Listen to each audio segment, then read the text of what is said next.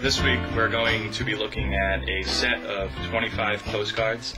Don't worry, I'm going to try very hard to keep this under 4 minutes. We won't actually be talking about every single one. I purchased these postcards in an antique store in New Jersey. They were in a Ziploc bag labeled romance cards. They were on sale for $10 for 25 postcards. So naturally I picked them up. I started checking them out, and I noticed that they were all sent between the same two people over a 3-year period, a Miss Mammy Ruth and a Mr. Eddie Bergman. It's this young couple that were courting each other, I guess, over postcards. One of the more interesting things is the fact that they didn't really write anything on the postcards. With a couple of exceptions, they mainly let the images on the front tell the story for them. The first one that went out started in December 28, 1905 from Blackshear, California. To Mr. Eddie Bergman has the couple caressing on a beach. On the beach it says "a loving couple" on it.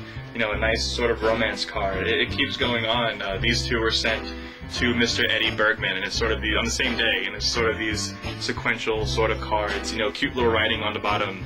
Your wagon wheel didn't do a thing to my dress, and your wagon got my dress all full of mud. You know, just kind of cute little things. You know, plans to meet up with each other written on the front. We'll look for you tomorrow, stuff like that, with a couple on there. This was sent in May 1906. These were sent to Mammy Ruth. These two were sent on the same day from Pittsfield, Massachusetts.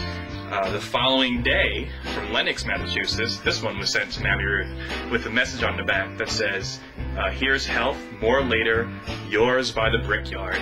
I'm sure it made plenty of sense to Mammy, makes no sense to me. The following day, 2 more cards in the same series mailed out, this time from Millsbrook, New York, it looks like. This is September 1906. We move into 1907. We have these 2 cards sent in March to Edward Bergman. You know, just sort of one of them with the couple sort of holding each other lovingly, and the other one with the guy trying to smooch with the girl. A kind of ugly-looking glittery card sent to Edward Bergman. Now we're still in 1907, September. Moving ahead to February 1908, just, you know, pictures of couples holding each other. A bit of all right, it says in the front, and I will be down on the 8 o'clock train for the show.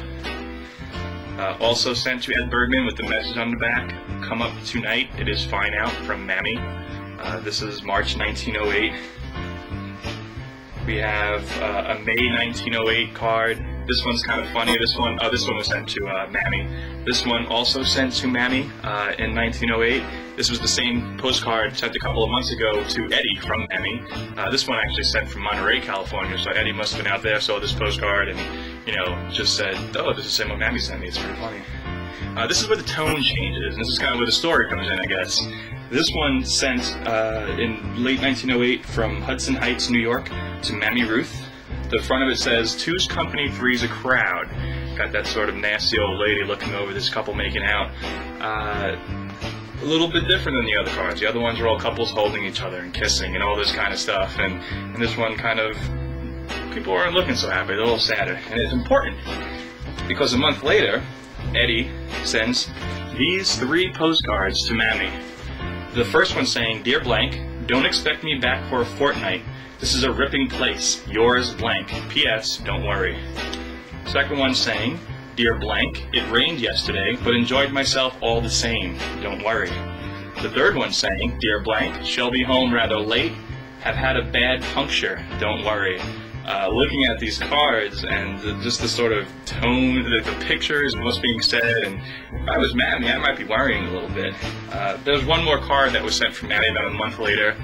This Schooner's Delight. "You may kiss me once, but kiss me nice, then perhaps I'll do it twice." This is it, and that's the end of my story for Mammy Ruth and Ed Bergman. That's all I got, you know. I do have one more card, however, sent to Mammy Ruth. A guy sort of making a move on a girl, maybe a girl fighting it off a little bit, sent from Hudson Heights, New Jersey, which is the same city that those 3 sort of "don't worry" cards came from. It says, "Many thanks for your kindness, but would like something better than a dog to drive away the blues. Joe." Sent to Mammy. I'm a guy, you know, I know this move. Joe's hanging out with Eddie up in Hudson Heights, New Jersey, and Eddie's sort of complaining and sending these postcards to Mammy, and Joe tries to move in there. That's what I would do. I mean, maybe, But I really can't use postcards like this in the book. I mean, it's kind of hard to take 25 postcards, and there is 25, by the way. There are 3 more that I didn't show that didn't have a cancel on them. They were probably stuffed in envelopes, but the names on them all match up. They're just sort of, people kissing and stuff like that. You can't really make a 8-page story out of 25 postcards. It just doesn't work,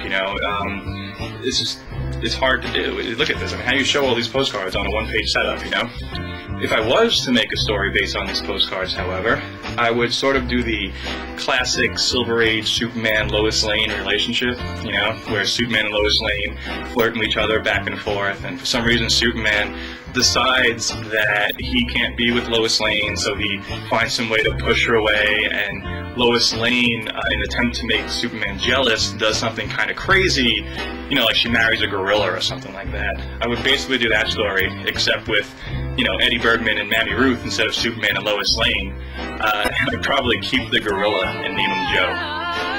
So that's my story. What would you do? When with the cold heart you are dealing